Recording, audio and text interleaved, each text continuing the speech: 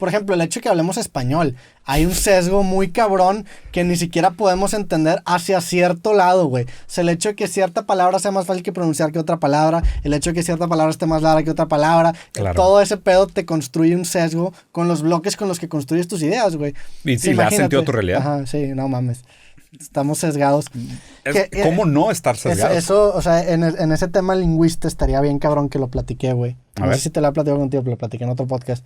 De hacer un lenguaje que realmente se base en las capacidades cognitivas del humano y que con base a información de qué tanta información guarda una palabra o qué tan usada es una palabra, construyamos un lenguaje que sea lo más efectivo posible para transmitir ideas. Es como si todo el mundo tuviera un firmware update. O sea, si las piecitas o los bloques con los que tú construyes tus ideas son lo más efectivo posibles en el sentido de, que digo, va a haber un sesgo detrás de eso, estoy de acuerdo, pero cuando menos, pues güey, es como si tú te quieres, creo que lo platicaba contigo, con lo de los números y los chinos, ¿no? Que tú me comentaste un pedo, pero pues güey, o sea, ese mini ejemplo de, yo para decir 13 tengo que decir 13 cuando podría decir in, algo así podría cambiar bien cabrón a largo plazo la construcción de las ideas del humano. Y podría ser como un firmware update para la humanidad, güey. Hay muchos autores muy interesantes sobre el tema. Y la verdad es que el tema del lenguaje probablemente es uno de los temas más analizados en filosofía y en psicoanálisis que también. Digo, paréntesis, también la raza me dice que el esperanto, pero el esperanto no es eso. El esperanto simplemente es un lenguaje que fonéticamente se parece a muchos. No es eso que estoy diciendo. No, sí, no creo que vaya por ahí. O sea, lo que pasa, y está raro que lo digas, güey. Las palabras representan como una cadena de memoria ad infinitum. Uh-huh. ¿Sabes? Y las palabras solo cobran sentido dentro de la malla del sistema. O sea, lo que me refiero es de que, ¿cómo puedes tú significar lo que es el blanco si solo has visto el blanco? Nunca has visto ningún otro color en tu vida. Sí. ¿Qué importa que le diga blanco? ¿Sabes? O sea, el significante de blanco cobra sentido dentro de la malla del lenguaje. O sea, el blanco cobra sentido en contraste con el negro, en contraste con el rojo, en contraste con el azul, ¿sabes? O sea, porque la relación de valor del significante de una palabra cobra sentido en la malla del lenguaje, no de manera unitaria. O sea, de hecho, la fonética, porque eso se llama imagen verbal, ¿no? Uh-huh. O sea, una palabra tiene dos partes, el significado y el significante. Y la junta del significado y significante es la imagen verbal, que es ¿por qué al blanco le decimos blanco? ¿Okay? ¿A qué te refieres cuando dices blanco? ¿Qué significa el blanco históricamente y dentro del lenguaje? Y la palabra blanco para determinar esa fusión entre significado y significante. ¿Okay? Sí. Si tú cambias solo la imagen verbal, no cambia nada. Si tú cambias solo la imagen por la raíz etimológica, ¿a eso te refieres? No, haz de cuenta, y como dijiste tu ejemplo. O sea, es que en lugar de decir blanco, que está muy largo y tienes todo este pedo, ahora vamos a decir bla. Okay. Sí. Entonces ahora es va, no es blanco. No cambia nada. Porque sigue dependiendo de las relaciones jerárquicas entre los otros colores. Pero si cambias esa relación... O sea, entiendo lo que dices, que no podrías generar o no cambiar simplemente... Uh-huh. La imagen verbal. La imagen verbal por sí sola porque depende de factores externos. Sin embargo, ya estamos viviendo en una sociedad que tiene cierta estructura, uh-huh. Premia más cierta información que otras cosas, uh-huh. Premia más distintos, por ejemplo, a lo mejor, o sea, ya tenemos delimitadas unas leyes físicas con las que podemos empezar a construir. Entonces, si actualizamos la forma o los bloquecitos con los que construimos nuevas ideas para aplicar en distintas áreas, siento yo que podríamos hacer una evolución muchísimo más eficiente la comunicación humana, que eso a su vez tendría unas consecuencias que yo creo que ni siquiera podemos dimensionar, güey. Claro. Porque por ejemplo, ahorita estoy aprendiendo una pendejada, güey. ¿Qué? Pero estoy aprendiendo a escribir más rápido. Okay. Y hay unas páginas, güey, en donde te ponen... tú te pones... Haz cuenta que te ponen a escribir palabras arbitrarias, tú las vas escribiendo y la máquina va detectando en qué letras batalla. Entonces te pone ejercicios con esas puras letras y esas combinaciones que tú batallas para que te hagas mejor en ese pedo, güey. Ya. El cambiar qué tan rápido escribes, aunque sea un segundo menos en cada 10, va a tener en mi vida un impacto cabroncísimo porque cuánto tiempo me la paso escribiendo, güey. Entonces, con que mejores 2 o 3%, la eficiencia comunicativa. La eficiencia comunicativa va a tener un impacto cabroncísimo. A ver, o sea, no tengo ninguna duda de que tendría un impacto. Sí. La pregunta es si ese impacto sería... Madres, es que ni siquiera sé si decir para bien o para mal. Y primero tendríamos que, o sea, entender qué métrica queremos explotar. Porque sí está muy ambiguo. Que, ok, las palabras que más usamos, o las palabras que más guardan información, o las palabras... un paso antes. ¿Para qué quieres cambiar el lenguaje? ¿Para qué quiero cambiar el lenguaje? Para que el ser humano con la misma, no sé, con el mismo chunk fonético que puedes guardar en tu cabeza pueda absorber o guardar más información. Es como si te dijera de que en las computadoras no tienen base, o sea, no tienen dos guarismos, no es 0 y 1, es 0, 1 y 2. Sí, o sea, como lo cuántico, que puede tener más posiciones. Pero bueno, aquí no es cuántico, aquí tiene 0, 1 y 2, tiene 3 guarismos. O sea, 3 posiciones en lugar de 2. Estás hablando de que con un solo bit no solamente puedes guardar 2 cosas, sino que puedes guardar 3. Entonces, con 2 bits no solamente vas a poder guardar 4 cosas. Sí. Entonces empiezas a generar un chingo de... Por ejemplo, lo que pasa es que tendrías que determinar el objetivo del cambio que quieres hacer. Porque, a ver, existen diferentes lenguajes. Sí. O sea, por ejemplo, el alemán es un muy buen lenguaje para algunas cosas y es un mal lenguaje para otras cosas. O sea, yo creo que, primero, pensar que nosotros dominamos el lenguaje es un error. El lenguaje nos domina a nosotros. En ese sentido, creo que hay algo en tu idea de decir, pues mira, si el lenguaje nos domina y el lenguaje nos habita, el lenguaje nos habla.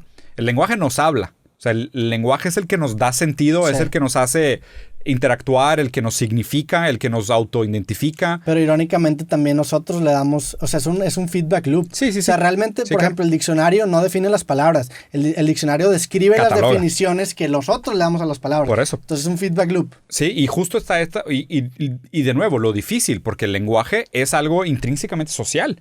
O sea, solo cobra sentido en una red que se usa. ¿Sabes? Porque ¿qué sentido tendría que tú tuvieras este lenguaje que fuera solo tuyo, que nadie más lo hablara? Sí. Entonces, pero también creo que homogenizar el lenguaje mataría muchas de las peculiaridades que salen del error. Sí. ¿Sabes? Más bien, me parece que la originalidad viene del error, viene de la ineficiencia, no del acierto.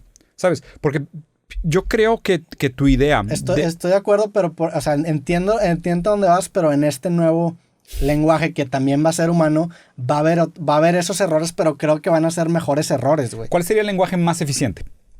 Ceros y unos. Ceros y unos. Sí, es la forma más eficiente que tenemos en la actualidad de guardar. O sea, nos acabaremos transformando en computadoras, güey. ¿Eres a favor de la singularidad? Sí, yo creo que la singularidad, la próxima, que de hecho era uno de los temas en los que traía, se va a dar en esta innovación del lenguaje que nos va a hacer. Puede ser. Por ejemplo, en el teclado, los teclados normalmente están puestos en un acomodo que se llama QWERTY. Claro. Pero hay otros acomodos. Sí. Hay uno que se llama Avadar, un pedo así, güey. Sí. Que cambian las letras. El francés también es diferente. No, pero aquí cambias las letras de posición. Órale. O sea, literal sacas la tecla y la cambias. Órale. Y tiene que ver con la cantidad de veces que usas la A, que la cantas. O sea, es un acomodo sustentado en la eficiencia. Bueno, es que, digo, si llevaras la lógica, y a mí me gusta mucho hacer eso, o sea, sé que no te encanta, pero a mí me encanta llevar estoy de acuerdo que tendría que ser un lenguaje orientado hacia cierta área para poder explotarlo. Claro. O sea, por ejemplo, y dirías, es que imagínate un teclado que solo tuviera 2 teclas. Pues no habría error. O sea, habría muy poco error. Sí. O sea, porque mientras más posibilidades tengas, más posibilidades hay de error. Mientras más posibilidades de error, más posibilidades de originalidad. Sí, pero bueno, el teclado de 2 teclas para expresar algo acaba siendo contraproducente. Ese es el pedo. ¿Verdad? Entonces, la originalidad, la expresión humana, depende del error. No, pero, o sea, humanamente, depende de qué métrica queremos explotar. Si yo quiero escribir la palabra árbol y tengo un teclado de ceros y unos, me va a tardar un chingo. Entonces me conviene más tener el teclado que tengo ahorita para escribir árbol a que tener un 0 y 1. ¿Y por qué entonces no tenemos un símbolo para cada objeto? O para cada definición. Porque es otra vez encontrar el threshold, el sweet spot. Por eso hay tantos lenguajes. Entonces lo que quiero llegar es que tenemos que poner de input la capacidad que tenemos para almacenar información, la recurrencia o la frecuencia con la que usamos ciertas palabras. Todo ese pedo lo podemos meter en un algoritmo y va a escupir algo. Un lenguaje. Sí, a ver, y creo que, o sea, hay algo chido en lo que estás diciendo. Lo que me parece interesante de este análisis es que que viene primero. ¿Es el ser humano el que determina las características de éxito y eso por consecuencia modifica el lenguaje o lo van moldeando? ¿O el lenguaje es el que modifica lo que el humano puede determinar como éxito? ¿Sabes? Porque es un feedback loop. Seguramente es dialéctico. O sea, es dialéctico en el sentido de que, o sea, uno afecta al otro, el otro afecta, y la negación de la negación hace la nueva afirmación. Es tal cual dialéctico. Entonces, lo que me parece interesante de esto es que, y siempre es un tema que me interesa un chingo. 2 autores que deberías de leer sobre el tema. Ferdinand de Saussure, que está cabrón, güey, que probablemente es el lingüista más pistola que existe en el mundo, que es el güey que analizó el lenguaje como lógica formal. De que la relación entre las palabras... Haz de cuenta, imagínate la fórmula matemática de la metáfora. Sí. O sea, ¿qué significa la metáfora? La metáfora es cuando tú tienes un significado, un significante, se resbala el significante para mantener el mismo significado, pero significar otra cosa. Eso lo puedes programar. Güey. Son relaciones semánticas que le cuantificas de 0 a 1 y para que cierre... O sea, imagínate que le pones un threshold de que, güey, si la distancia entre esta conexión y esta es más de 6, es una metáfora. Tal cual, güey. O sea, tal cual. Ahí hay algo muy interesante y algo muy chido de la idea del lenguaje. Pero justo lo que me hace reflexionar sobre la cantidad de diferentes lenguajes que existen en el mundo y lo que sirven y lo que constituyen en sus culturas. De hecho, no sé si te había platicado esto, güey. Yo en algún momento tenía un proyecto que quería estudiar cómo los diferentes lenguajes cambiaban la gastronomía de los países. Entonces, de cuenta, tipo, ¿por qué la gastronomía? Para la gente que no sepa, tú te fuiste a viajar por el mundo a comer, güey. A comer. Sí. ¿Como 2 años cuando te fuiste? Sí, estuve de hecho llevo dedicado a eso bastante tiempo, pero específicamente en ese trip fueron como 2 años. Okay. Entonces, el tema es, imagínate, el lenguaje japonés hace que exista el sushi, ¿ok? Y luego existen una serie de similitudes entre la estructura lógica del japonés, los kanjis, la modularidad, los símbolos, el minimalismo, inclusive la verbalización, la manera, la cultura, y cómo eso se tangibiliza en una gastronomía, ¿ok? Luego tú ves el italiano con todo su romanticismo y lo rebuscado y el idioma pasional y la madre, y cómo es la gastronomía. Y aquí mi pregunta era, si tú trataras de explicarle a alguien la receta de espagueti en japonés, ¿tendrías el mismo resultado que explicarle la receta del espagueti en italiano? Seguramente no. ¿Sabes? ¿Por qué? Porque el vehículo en el cual nosotros transferimos información modifica la percepción de la información. Sí. Entonces, aquí lo raro es pensar cómo cada cultura y cada persona es consecuencia de su lenguaje. Más bien, cuando tú aprendes otros lenguajes, tú también te modificas, güey. Sí, cambias un firmware y empiezas a ver, empiezas a entender por qué piensan así las personas, porque entiendes ya su world vision. Las piezas léxicas que tienen para construir su world vision. El ego con el que construyen el mundo. Sí. Está bien interesante eso, güey. O sea, siento que puede ser un tema muy revolucionario. Y obviamente aquí deberías de pensar la relación que tiene con la educación. Yo creo que en ese sentido sí creo que el lenguaje avanza de una forma en la que es como una selección natural, porque a fin de cuentas las palabras que no existen las acabamos inventando porque las necesitamos. Entonces sí siento que el lenguaje va avanzando en ese sentido, pero creo que hay una forma de hacerlo avanzar de forma inmediata, güey. Lo que pasa es porque está avanzando a pasos bien lentos. Pero a ver, lee el libro de 1984. Por ejemplo, el Departamento de la Verdad y las palabras prohibidas. Y el Truth Speak. Okay. ¿Sabes? Ahí es distopia cuando tú tratas de centralizar el poder del lenguaje. ¿Pero distopia. ¿Qué pasaba? Porque hay palabras prohibidas. Y hay palabras de que, por ejemplo, es que, ¿sabes qué? Lo que genera corrupción es la palabra avaricia. Entonces ahora cada vez que alguien diga la palabra avaricia lo vamos a multar. Hasta que la palabra avaricia desaparezca del vocabulario. Y luego resulta que pues hay otro... ¿Por qué? Hay un interés atrás de esto. La pregunta es qué es lo que querían lograr. Y toda esa... También hay un interés detrás del lenguaje que hablamos. No, ya se perdió porque ha pasado y evolucionado tanto tiempo. Y justo ahí es donde entra el psicoanálisis a decirte que la intención no es tuya. La intención es del lenguaje. El lenguaje te habla a ti. Tú no hablas el lenguaje. ¿Tú crees que la primera persona que inventó las primeras raíces etimológicas de la palabra no inyectó sus sesgos en esas piezas léxicas? Lo que pasa es que en ese momento ni siquiera tenía idea que eran sesgos y ni siquiera tenía idea que eran raíces tecnológicas. No fue una inyección consciente. ¿Sabes cómo surgió el lenguaje? O sea, en pinturas rupestres y las primeras cosas era cuáles son los alimentos que te matan y los que no te matan. O sea, tenían que categorizar de que, oye, este champiñón específicamente te lo comes y te mueres. Entonces necesitamos ponerle un nombre específico a esa cosa. ¿Sabes? Porque ese pedo si te lo comes te mueres. Tengo que transmitir esa información a más gente de la que está aquí presente para que todo el mundo sepa que esa cosa se llama dead cap. Y si te comes el dead cap, te mueres. Entonces le pusimos un nombre, o sea, lo bautizamos de una manera. Me voy a ir a un punto, imagínate, a mí me caga el chile morrón, güey. Ok. Si yo viviera en esas épocas, para mí el chile morrón sería de que te mata y le pondría, o sea, estaría transmitiendo mi preferencia y mi sesgo a un colectivo, güey. Y eso eventualmente desencadenaría en una línea de etimologías que a lo mejor la muerte se llamaría morren, algo así. Bueno, justo aquí es donde entran muchos de los desconstructivistas, como Derrida. O sea, entender las palabras por su relación con la maya. O sea, no solo, por ejemplo, entender también las dualidades de vida y muerte. O también, por ejemplo, ¿por qué no cuestionarnos por qué a la tierra le decimos madre tierra y por qué al acero le decimos el acero de manera masculina? ¿Sabes? O sea, cómo estas construcciones del lenguaje deja tú si nosotros los hicimos conscientemente. Más bien es como que nosotros proyectamos algo ideológico, una construcción, y la institucionalizamos en el lenguaje. Pues el patriarcado está súper presente en la construcción del lenguaje. Y es totalmente construcción. Sí. O sea, es algo que se fue perpetuando y se fue acimentando. Por ejemplo, por eso la gente dice se de que, oye, reforzó cada vez, güey. Ellas, amigues.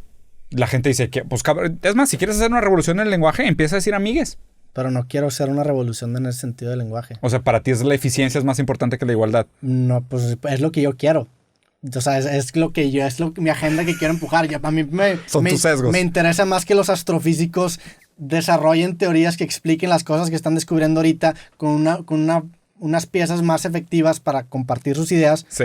A empujar esa agenda. O sea, que no cada quien tiene lo suyo. Esa es mi opinión. No. Vamos a hablar del tema. ¿Eres más a favor de que Elon Musk llegue a Marte a que exista igualdad entre géneros? De que Elon Musk llegue a Marte, que no, ahí no. Pero no, o sea, no, estás hablando... No son mutuamente exclusivos. O sea, podrías hacer un lenguaje para que los astrofísicos se comuniquen y llegamos a Marte. Entonces, ¿por qué no dices amigues? Porque no voy a hacer... Podría ser... Ahorita conscientemente estoy escogiendo no vender mi carro y donar todo mi dinero a un niño que se está muriendo en la calle en África. Estoy consciente de decisión. Ahorita tú y yo estamos platicando cuando podríamos estar empujando una agenda de igualdad de género. Entonces estoy consciente de que estoy haciendo eso. Y no es necesariamente un trade-off. O sea, porque puedes hacer todo al mismo tiempo. Pero pues es diferente que decir eso entre cada que te diga que, oye, güey, pues ¿por qué no estás ayudando a este cabrón que se está muriendo? ¿Por qué no lo ayudas, güey? Claro, güey. Me estás poniendo en el spotlight bien cabrón. Era intencional. Fue cagante. No soy un misógino. Claro que no, yo estoy bromeando, güey. Y a ver, y también, o sea, la pregunta que tenemos que hacernos más allá de eso es, o sea, ¿qué agenda hay por detrás? Porque inclusive, yo no soy en contra, yo no soy a favor de la agenda identitaria política. O sea, yo no creo que estos movimientos sean la revolución que nosotros necesitamos. O sea, a mí no me parece que llegamos a más igualdad simplemente por tener adjetivos subgéneris, ¿sabes? No estoy de acuerdo. Yo sinceramente no estoy de acuerdo.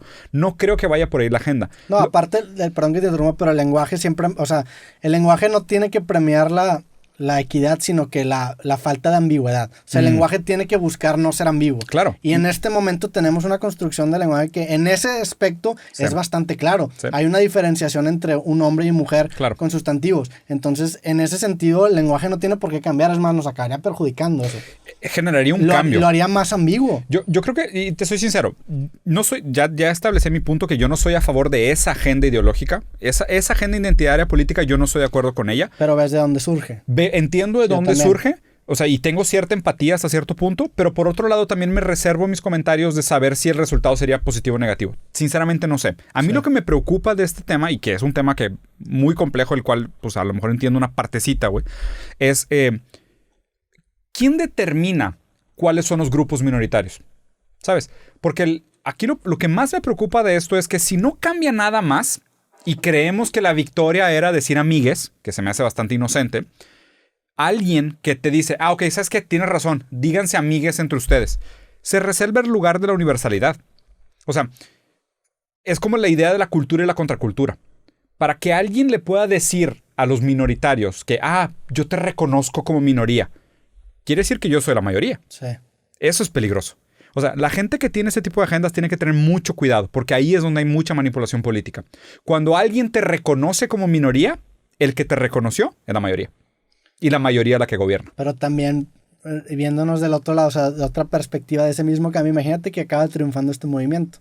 Sí. El hecho de que ese movimiento minoritario se vuelva mayoritario, tenga la capacidad de hacer un cambio estructural en el lenguaje, pues no es tan minoritario, güey. No, güey. A la madre, o sea, me forzaste a mí a... Por eso te dije, me reservo mis comentarios. Entonces ya no es minoría, es una mayoría totalmente silenciosa. Por eso empecé el análisis diciendo, me reservo mis comentarios para ver si sería algo bueno o malo, porque también entiendo que esto pudiera escalar en algo que dices, ay, güey,